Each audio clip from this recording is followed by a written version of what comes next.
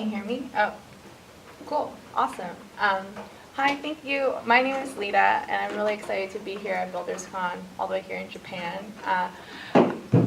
So I'm here to talk to you about distributed tracing, which is a tool we use at Lyft that's very valuable to see the full picture of our distributed system. I work at Lyft as an engineer, software engineer on the networking team, and I've been for those of you who don't know what Lyft is, it's a ride-sharing platform. So in your mobile app, you can request a ride, and a driver will come pick you up. Before I dive into distributed tracing, I wanted to tell you a little bit about my background. So during the first year at Lyft, I worked as an application developer, making APIs and features on the back end. And I was on the Lyft line team, which is where you are able to request a ride for a cheaper price and share a ride with strangers, and which is, it was pretty small. It was only in San Francisco, and we launched it throughout all of the US, and now it's everywhere and nationwide.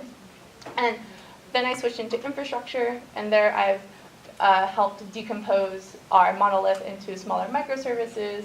I've also worked on defining our APIs into protocol buffers and then generating code off of that, as well as working on the gRPC infrastructure, so that what does it look like when our microservices talk to each other? Like, what does that communication look like? And lastly, before Lyft, I worked as an engineer at DreamWorks Animation, where I was building tools for artists. So throughout my career, I value creating tools for different people, and that's what motivates me. So here's a brief agenda. So I'm going to give an overview of what distributed tracing is, and I separate that into two parts. One is the visualization aspect, so what does that UI look like? What does the data that we're getting, how is that visualized? And then why is that beneficial? Secondly, I go into the instrumentation aspect of it. So what code changes do you need in order to get distributed tracing? Then I go into a case study of how Lyft uses it, how we integrated it. I think it's very unique, and it brings an interesting perspective for mid-sized companies who already have a big system, how we integrated tracing.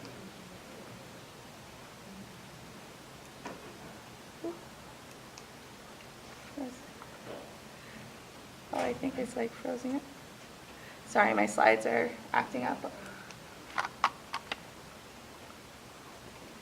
Oh, and then lastly, I'll go into learnings and future work, and so that you could take those with you when you integrate distributed tracing at your company. First, before we can go into what distributed tracing is, I wanted to give some context of what the observability tools were out there at Lyft before we integrated it.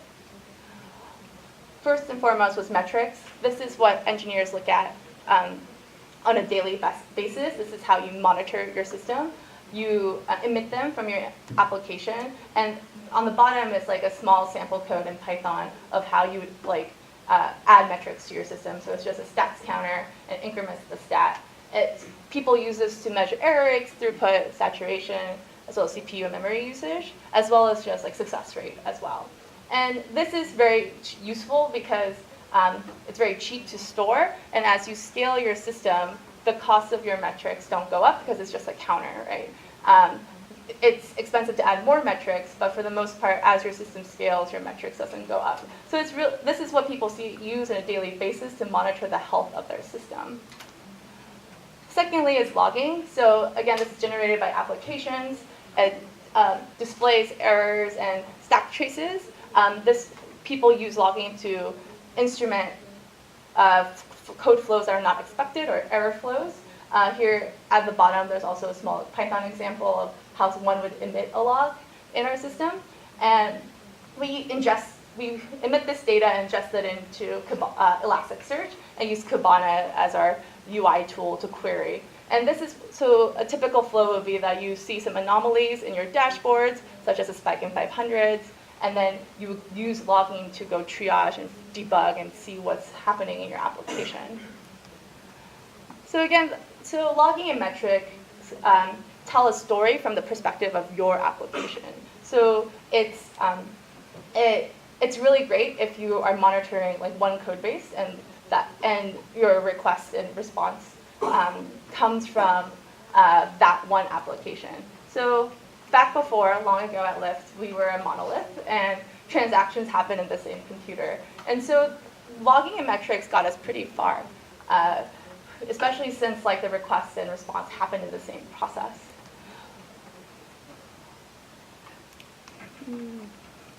But then as we grew as a company, we decided to move towards a microservice architecture, which means that like one request can go through many applications, many hops. So requests can cross multiple boundaries within multiple computers, multiple containers. So you couldn't tell that whole story from one application anymore. And so you need some sort of identifier to tie all that data together, such as a request ID or a write ID. But again, it got more complicated.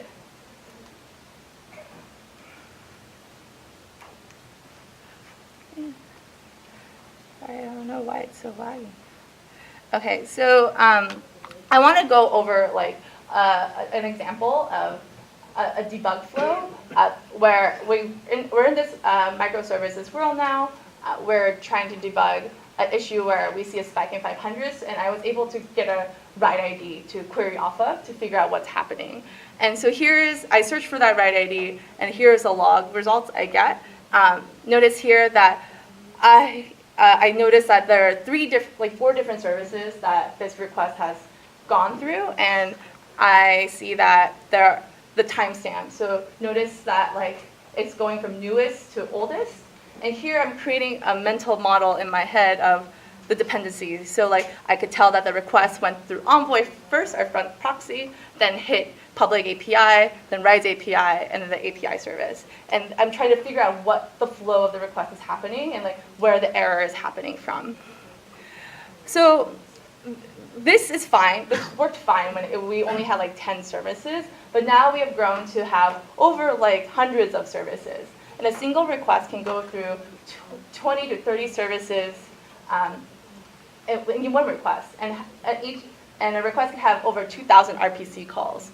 And we do like 1 billion requests per day. And so I don't want to be sifting through like pages and pages of logs, especially if the error is deep in the stack. Like it will be very difficult. It takes up a lot of cognitive load to figure out what the problem is. And so this is a lot to fit in my brain. Like, so is there a better way to like display this data and like make it so that it's more digestible for humans and get to the information I care about quicker? So that is what distributed tracing is trying to solve. This is it's trying to solve this problem of there's a lot of data getting emitted from many different applications, many different boxes, and just connect them all and then try to show you what's a holistic picture in the perspective of the request, not the application. So here's that same like request flow in a trace. So notice here that at the top you have a span, and so the horizontal line represents time, and each row is a span. And so again, you started off with Envoy hitting the front proxy, and that whole request took 179 milliseconds. And then nested in is all the things that make up that latency. So it hit public API, then hits Rise API, and then the API service. So you see the whole a more condensed view of what's happening, and it's very latency focused. So I want to go over to some terminologies about what tracing is before diving to another example. So here, let's say we have service A who wants to talk to service B. We have this notion of a span, and all a span is an operation within a system. It's a unit of work, and it's time. So it always has a start and an end time. And it has to have a name, a label of some sort. And it can have metadata as well, such as annotations or tags that you use to find that span, as well as logs. And so here you have, like, in the service, emit the parent span, and notice those child spans. Those are things that are fired up either asynchronously or like in a different process. Then we have this notion of span contexts or references. I think they recently changed the name to a reference, but basically a span context is a link that links spans together. And ultimately, it's just an identifier that both spans know about. There's very little information in a span context because it's usually passed along with the request. So we want to have we want to have a low memory footprint because that will increase throughput. And all this data is just metadata to connect two spans together. So when you create a child span process within the same application, you need to create a span context as well as the network call. So all those purple lines there are span contexts that are tying those spans together. So this basically encompasses a trace. A trace is a grouping of spans and span contexts, and I like to think of it as a directed acyclic graph, basically a DAG, where the nodes are the spans and the edges are span contexts. So here is like another more contrived example. We have a client that talks to a web server, which talks to 3 microservices. And here, the client makes the root span, which is the request, and then it talks to the web server, which does auth, as well as building processes, and it also does a database call. So let's say like the database is like erroring out, like it's and so what a typical flow will look like is like you see a notice of 500s, or you hear a report from the client that there are 500s coming from the web server. You can easily so you can look at the trace and quickly tell that the errors are coming from the database versus anything from like the auth service or the billing service. So this root cause analysis is another powerful usage of this visualization, where you can quickly see like where the errors are coming from versus like shifting through a bunch of logs or learning new query languages in Kibana to figure out where errors are coming from. The second example that traces are really useful for is finding performance optimizations or figuring out like how to optimize your latencies. I've seen this a lot at Lyft, where so let's say the client makes a call to the web server, and you notice it has a lot of latencies, and you're trying to figure out how to like optimize this this request response. Notice here like the the payment service is making 3 database calls to the same user data. So here you see that, oh, look, there's a caching opportunity here, and that could save us a lot of time. I've seen this a lot in Lyft services where the same application is calling getting the same data from the database, and we prioritize caching to improve latencies, which have greatly improved latencies. And so this visualization clearly shows you that in a digestible way, versus like through logging, you couldn't really see this. So just to recap about great things about this view, it creates a visualization of what we're doing with the logs. It's really useful for root cause analysis, especially if the errors are deep within the request stack. So like if the errors are happening 5 hops down, you can see that easily versus like in the logs. It's really useful for service dependency analysis. So like if you want to know what this request depends on, like what services it depends on, tracing will show you that quite nicely. And if there's any code changes or if your system starts evolving, the tracing data will update along with it, which is the powerful thing about this tool. And not one person can really know what what this request depends on. So it's really useful to just have anyone be able to search for a specific trace and see what services it requires. And lastly, like this I think is what the #1 use case is for tracing at Lyft is performance and latency optimization. So there's a lot of teams at Lyft that really cares about performance, and they have to have really fast response times, and they use tracing to figure out where to optimize, where to put their energy, what are the bottlenecks of their requests are. And it doesn't matter if you're and it gives you the holistic picture of the entire system versus like one application. So let's say you're trying to like optimize a request, but it doesn't matter if your application is taking 100 milliseconds to serve the request if downstream they're taking 500 milliseconds. So this shows you like what to focus your efforts on. So let's say this is great. Okay, I'm bought in. How do I add this to my system? Is this a lot of code changes? Does it? It seems like a lot of work. If I have like hundreds of services, how are we going to add this? So there were a couple of challenges for adding tracing to Lyft and adding instrumentation. One is that we are a polyglot microservice architecture.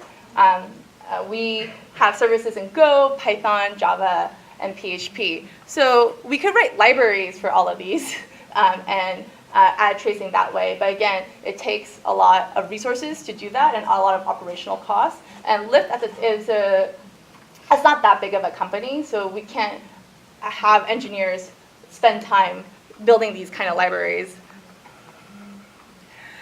Ideally, we don't want product engineers to think about instrumentation, so we don't want product engineers who own a microservice adding it one at a time. The bad thing about this is, one, it's hard to get engineers to change their code. They're optimized to build features and impact the business, and so convincing them to add this would be a big challenge.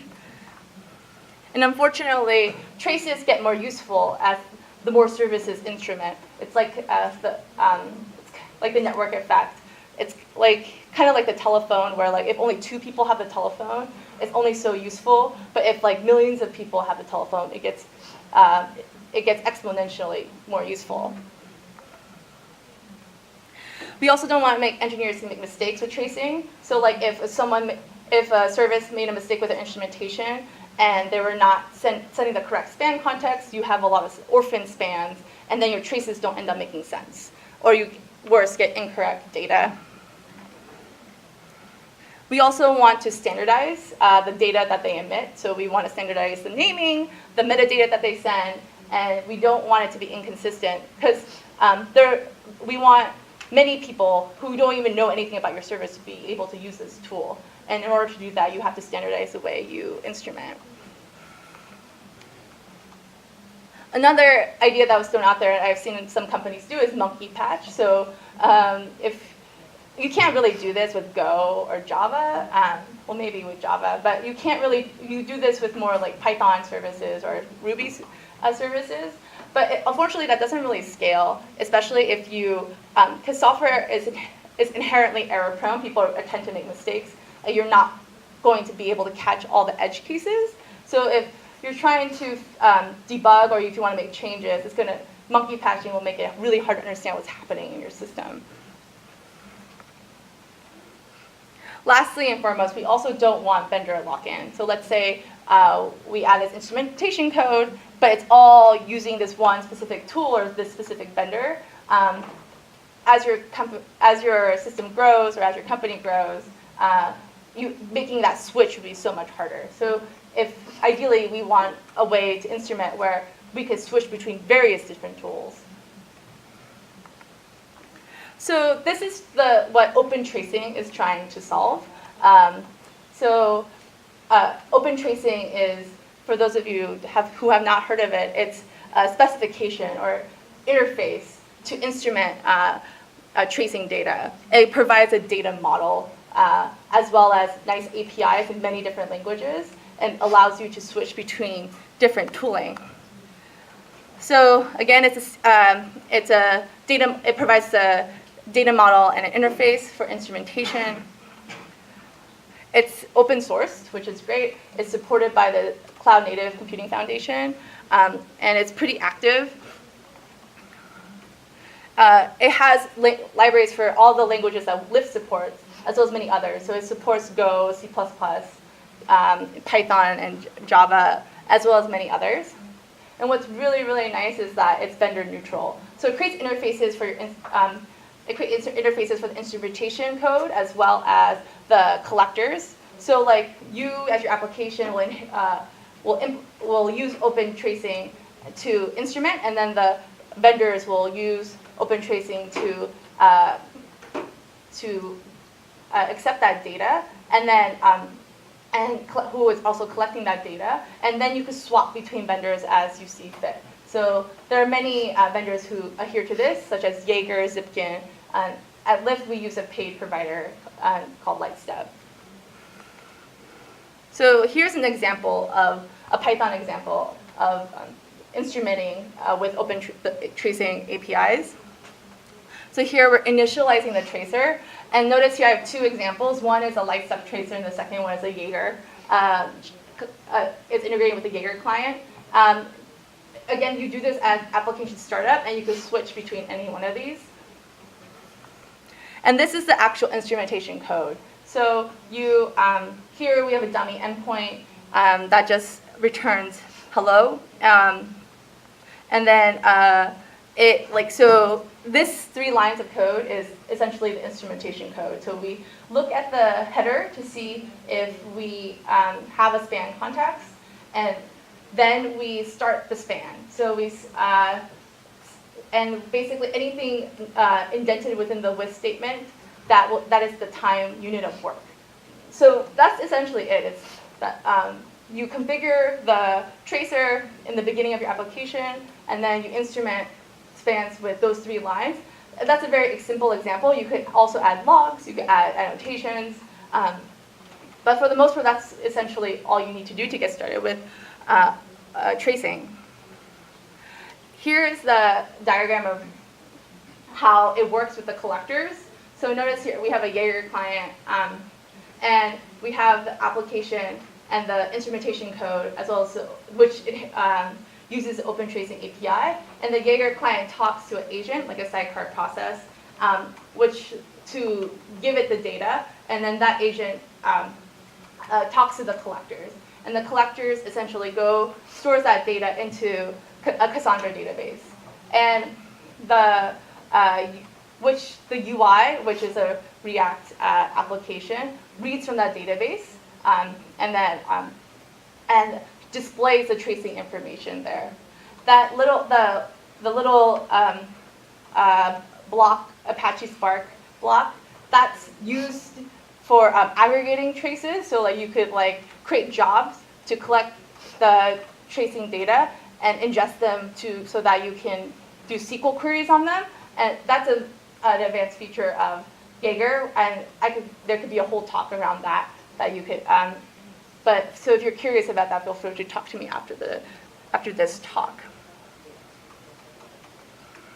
The powerful thing about this, though, is that the application actually knows nothing about the Jaeger client other than initializing with it. All the application code and the instrumentation code, it's abstracted away due to the OpenTracing API, which is very powerful. So that client could be swapped completely with a different client, with a Zipkin client, or a Datadog, or any other vendor that provides tracing, distributed tracing.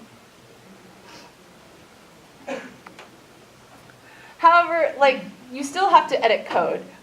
Even though it's not a lot of code, even though it's 3 lines, every new endpoint needs to have this code, and also you could still have room for errors. There's no how do you standardize? So there are still questions is there a way to add tracing without no code being added? Is there a way for that the project engineer doesn't have to do anything? So yeah, there is. So I don't know if you went to Matt's talk, but we essentially did this with Envoy. Envoy is a proxy, a sidecar proxy that's run with every application, and all the requests goes through Envoy, and because of that, we can emit span data from Envoy directly, which is very, very powerful. Here is a diagram of how it works at Lyft with Envoy. So let's say these two services want to talk to each other. Envoy, all the requests, ingress and egress requests go through Envoy, and then Envoy emits the span data to the collectors directly. And because of that, since all the code is in one repo, it's all standardized and sent in a uniform way.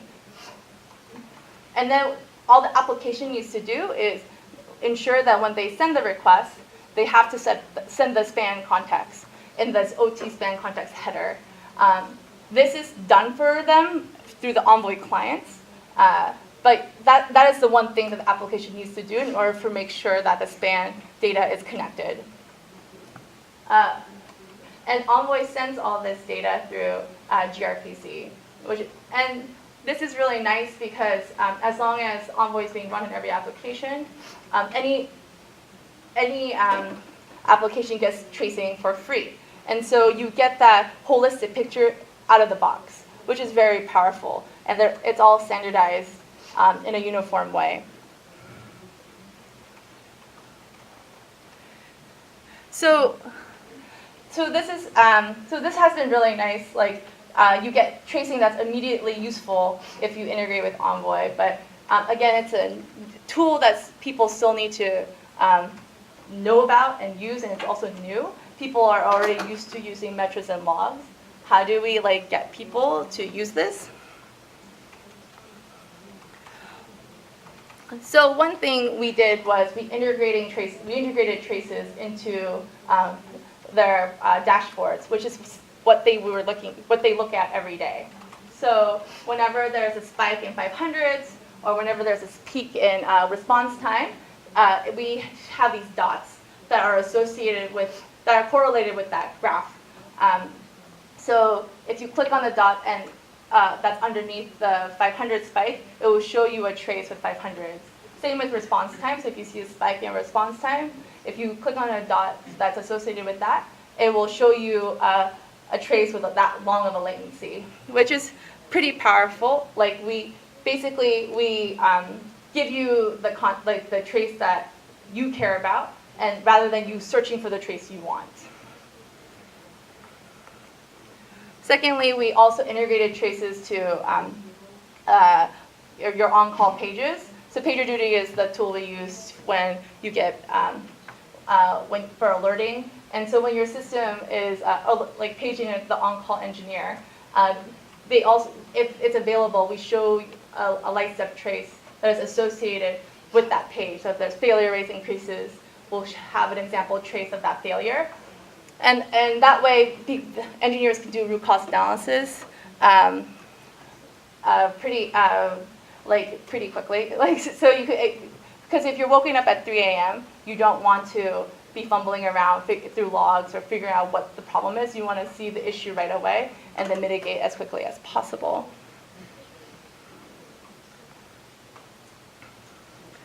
So the big takeaways that Lyft has made with distributed tracing is that one, integrating with Envoy to avoid engineers editing the code was a big win. You can achieve something similar with libraries, but if you have many languages, it's really hard to maintain those libraries, and also you have to build a whole team to maintain them. So it was really nice to be able to edit, just have all the instrumentation code in Envoy, and then deploy all of that fleet-wide, and then get tracing immediately. Secondly, what's nice is that we tied all the tooling together. So all the Grafana dashboards, as well as the PagerDuty pages, tying them as much as possible to give engineers the context and showing the trace that they care about has been it's also been pretty successful. So because engineers do can use the tool and start searching around for the traces they care about. But if for debugging purposes, if you could just show them exactly the trace that pertains to the thing they're debugging, that's pretty powerful. And ideally, stats, logging, and tracing should be referencing each other, and they should play well together. And ideally, the engineers could hop around between all three of those tools. And lastly, I didn't have time to go into this, but eventually, as you scale, as your system scales, you have to sample. You can't have 100% traces all the time. And sampling strategies are hard. It really depends on the business and your business needs and what your engineers care about. And figuring that out is quite difficult. So ideally, the way you sample is adaptive. It's configurable. Jaeger has many ways of configuring this. And there are many sampling strategies available. And I think there's a whole talk around how to sample with distributed tracing. But that's something to think about when you're integrating with distributed tracing. So here's some future work that I think the OpenTracing community and is trying to focus on. One is what does distributed tracing look like with gRPC and streaming APIs? Lyft is integrating with streaming APIs currently, and adding tracing to that has been quite a challenge because, again, we want to solve this problem of cognitive load, right? So when you have a stream, a long-lived connection that is around for hours, how do we segment those traces so that it's useful? Should it be request response? Should it be just every pushed request? What does that look like? And they're still trying to figure that out. Displaying all the spans of that connection is not very scalable. That will lead to hundreds of thousands of spans, and sifting through all of that would be very difficult. So trying to figure out what the correct boundaries are is something that the community is actively trying to figure out. Secondly is how to display aggregate traces. So I know certain companies have figured out ways to digest the tracing data into SQL databases, so they could run SQL queries on them or do their own analysis. But how do we display that in the UI such that you can see what are the percentages of these flows are, or how do we make it so that it's more accessible is something that is being figured out as well. Lastly, the other thing that people are really excited about in the tracing community is tying multiple data sources into the UI, such as Elasticsearch or your metric data as well. So right now, tracing data is only stores that span timing data as well as small metadata, and we don't want to bloat that too much because it would increase throughput. But if you could tie your log data, multiple data stores and aggregate that and display that in the UI, that could be pretty powerful as well. So I just personally touched the surface, and there is so much more information out there. So the first and foremost is the OpenTracing homepage has a really great documentation of how to get started and what the actual instrumentation code looks like for many different languages. Secondly, Yuri has the creator of Jaeger. He created a bunch of tutorials of integrating OpenTracing to a dummy server, and he shows you what the data looks like of what's actually being sent, and as well as seeing spans into in Jaeger, which is pretty useful if you want to do a deep dive of what's actually happening and what the data actually looks like, which is pretty nice. I also have linked the Dapper paper as well, which is the tool that Google created, which started all of distributed tracing. And it's very approachable. It's a very practical paper. It's written by Ben Spiegelman, the founder of Lightstep. he created this at Google, and it's pretty interesting read to see what the history of distributed tracing is. And lastly, I attached a talk called Orchestrated Chaos, Applying Failure Testing Research at Scale. And it's basically talks about how to use tracing data and use it to determine where to inject failure next versus like just injecting failure wherever, which is pretty interesting. It's kind of like what else you can do with tracing data with chaos engineering, which I thought was very useful. So thank you. That's it. Yeah, I sped through this talk a lot faster than I thought I would. But if you have any questions or want to talk more about distributed tracing, feel free to contact me at Twitter. I'm Lita Cho. And feedback is also very welcome. So use that QR code to give me more feedback. Yeah. And I would love to hear about what your questions and how you can solve how you think you could use distributed tracing at your company. Thank you.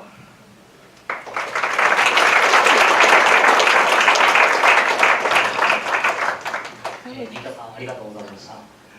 それでは Q&A タイムです。質問のある方、挙手をお願いします。あ、後ろの方。ありがとうございました。Yes. ありがとうございます。Yes. ですね、分散トレーシングで、コードの修正をなしでエンポイントでやられるといいですよ。で、なったときに、RDS のクエリとかっていうのをどうするのかっていうね、エンボイ経由でやったのか、エンボイ経由でクエリを叩くことができるのか、それともシンプルなサービスを前面に書くのかどっちなんだろうと思ったので、そのちょっとどうやらはったのかを教えてください。I think that so I understand your question. You want to know how the queries of the traces are done. Is that correct? ですね。サービスがあって、データストレージがあって、そこに対してクエリをかけると。で、このクエリは例えば本番の例えばユーザーのデータが入っているとかっていう話ですね。で、このクエリに対してどれだけ時間がかかっているかっていうのは当然知りたいと思うんですよ。ってなった時に構造修正せずにその分散トレーシングに対してこのクエリ時間をどう計測するかっていう話になります。Oh yeah. So at Lyft, all database queries are done through Envoy. So when it does an egress call to the database, it's actually going through Envoy first as a proxy that then makes the database call, and that's where we get the timing data. So if you talk directly to your database from your service, you would have to add OpenTracing code to instrument that. But because we use Envoy to also talk to our databases, we also get that standardized traces for free.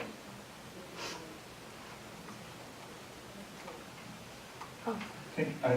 Thank you. 質問ある方、お手挙げください。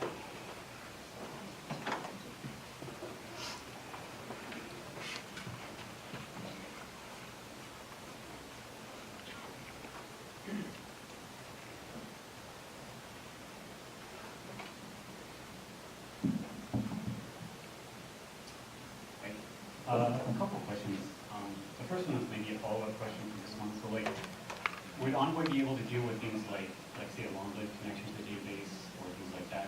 I imagine that it would be doing via, L4, TCP, and looking at the length of the TCP connection.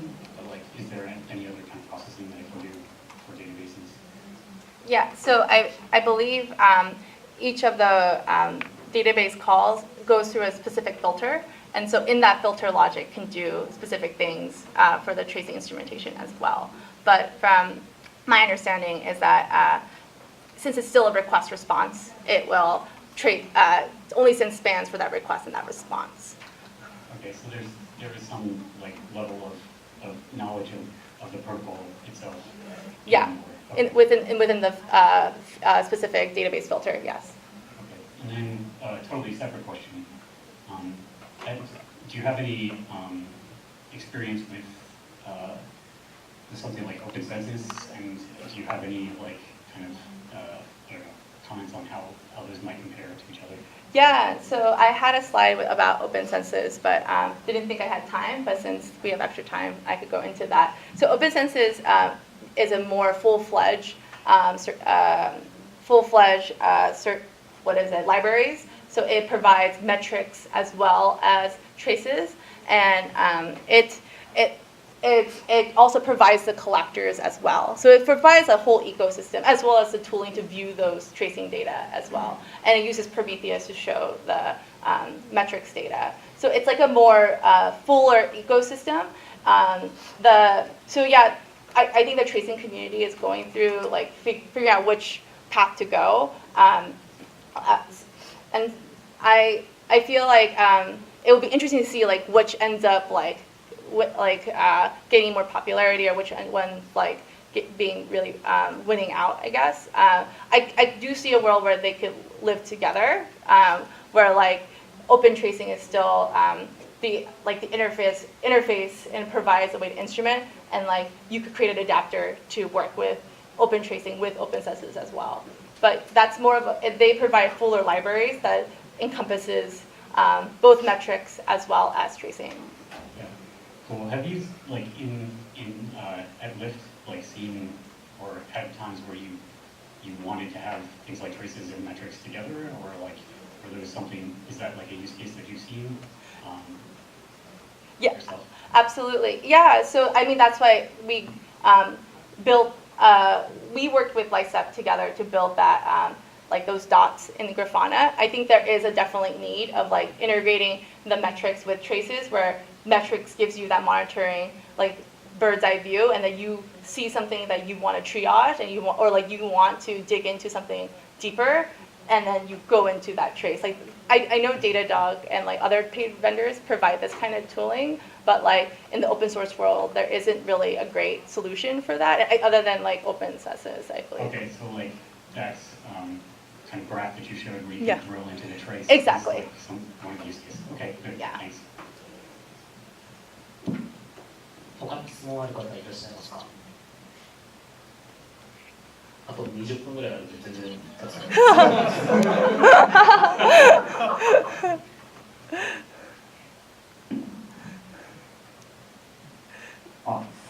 よろしいですか？すみません、日本語です。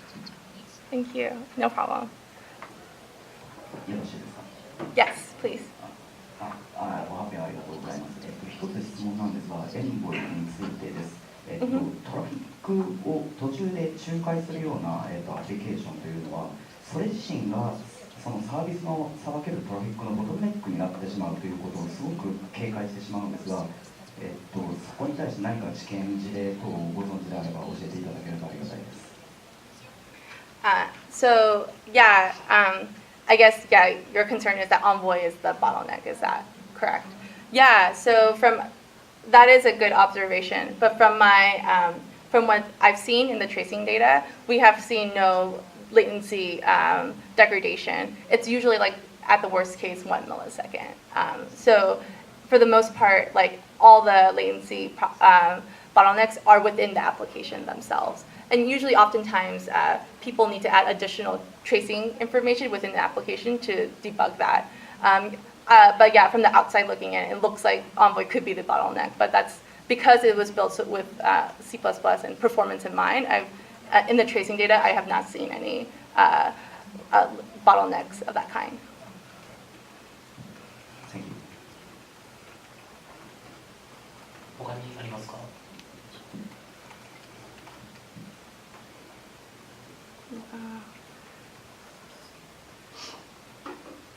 大丈夫ですか